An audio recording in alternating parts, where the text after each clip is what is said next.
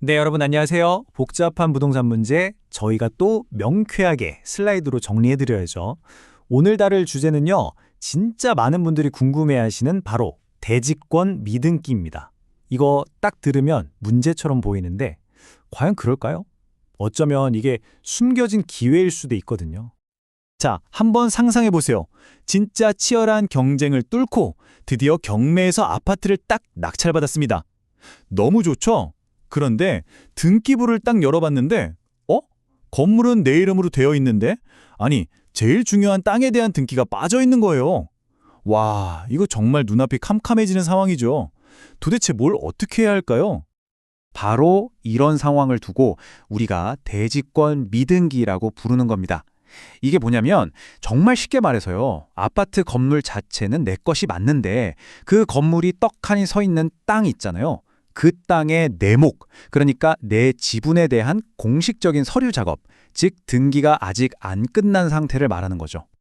그럼 이 골치 아픈 문제를 어떻게 기회로 확 바꿀 수 있을까요? 오늘 저희가 차근차근 짚어드릴게요.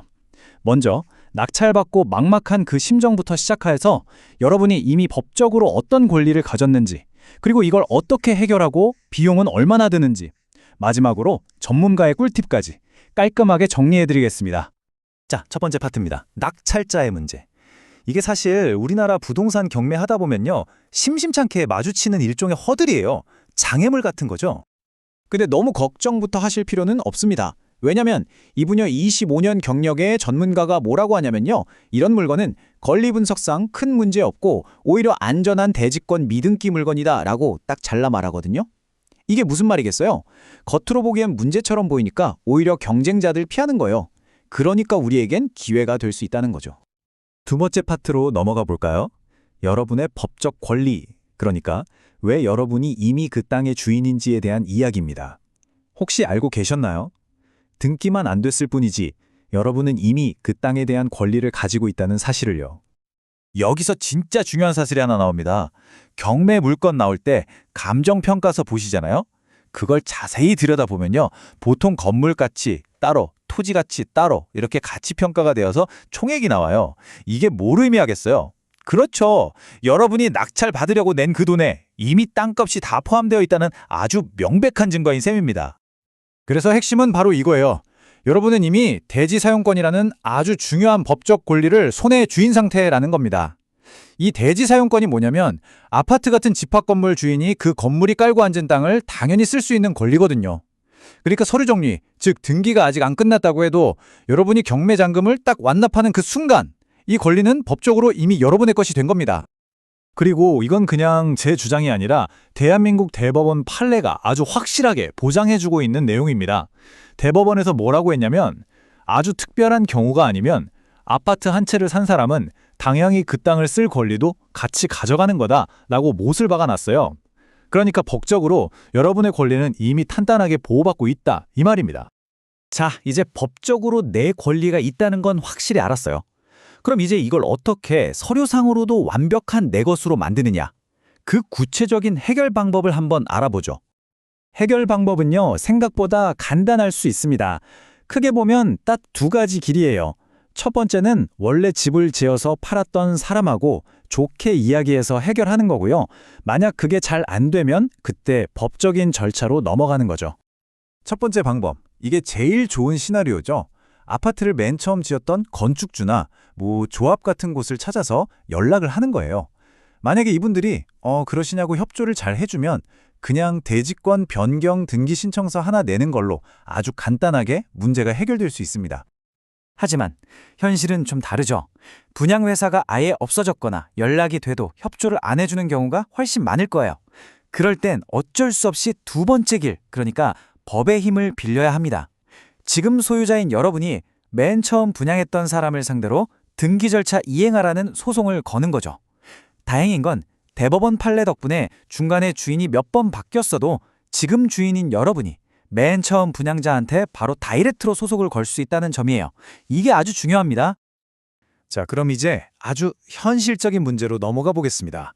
바로 돈 문제, 비용에 대한 이야기인데요. 이건 정말 꼭 알아두셔야 합니다. 일단 좋은 소식부터 시작할게요. 등기부를 보실 때 토지별도 등기라는 글자가 있는지 한번 보세요. 이게 뭐냐면 토지에만 따로 빚 같은 게 복잡하게 걸려 있다는 뜻이거든요. 그런데 만약 이 등기가 말소됐다, 즉 지워졌다는 기록이 있다면 와, 이건 정말 좋은 신호입니다. 제일 골치 아픈 장애물 하나가 이미 사라졌다는 뜻이거든요. 하지만요, 숨어있는 비용이 있을 수 있다는 점, 이건 반드시 기억하셔야 돼요. 이게 잘못하면 1,000만 원이 넘는 정말 생각지도 못한 돈이 추가로 나갈 수도 있습니다. 아니, 그럼 이 돈이 다 어디서 나오는 거냐고요? 일단 대지권 등기할 때 내야 하는 취득세는 기본이고요. 우리가 전혀 모르는 사이에 맨 처음 분양했던 사람이 안 낸 돈들이 있을 수 있어요. 예를 들면 땅 개발할 때 들어간 돈이라든지 아니면 분양대금 중에 덜 낸 돈 같은 것들이요. 그래서 여러분이 정말 꼭 하셔야 할 일이 있습니다. 무작정 일을 진행하기 전에 반드시 관할 구청 지적과나 주택과에 전화를 딱 거는 거예요. 그래서 혹시 이 땅에 뭔가 안 낸 돈이 있나요? 하고 미리 확인하는 거죠. 이 전화 한 통이 나중에 터질 수 있는 큰 위험을 막아줍니다. 자, 그럼 이제 마지막으로 전문가의 최종 조언을 들어보면서 어떻게 자신감을 갖고 이 문제를 딱 해결할 수 있는지 정리해 보겠습니다. 전문가의 결론은 아주 명쾌합니다. 대지권 미등기 물건은 결론적으로 안전한 투자다. 왜냐하면 이건 여러분의 소유권 자체에 무슨 큰 흠이 있는 게 아니에요. 그냥 행정 절차가 좀 늦어지고 있을 뿐인 그런 문제라는 거죠. 이제 여러분 앞에는 마지막 선택이 남았습니다. 이걸 내가 직접 소송을 해볼 것이냐, 아니면 그냥 속 편하게 법률 전문가한테 맡길 것이냐. 물론 요즘 전자소송이 잘 돼 있어서 직접 하면 비용은 아낄 수 있겠죠. 하지만 전문가에게 맡겨서 내 시간과 스트레스를 아끼는 게 어쩌면 더 큰 이익일 수도 있습니다. 이건 여러분의 상황에 맞게 최선의 길을 선택하시면 됩니다. 오늘 쭉 보셨듯이 이 대지권 미등기라는 건 겉보기엔 큰 문제 같지만 알고 보면 충분히 해결 가능한, 어쩌면 남들이 피하니까 더 좋은 기회일 수 있습니다.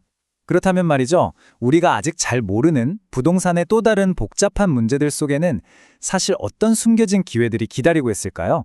이 점을 한번 곰곰이 생각해 보시는 것도 아주 재밌을 것 같습니다.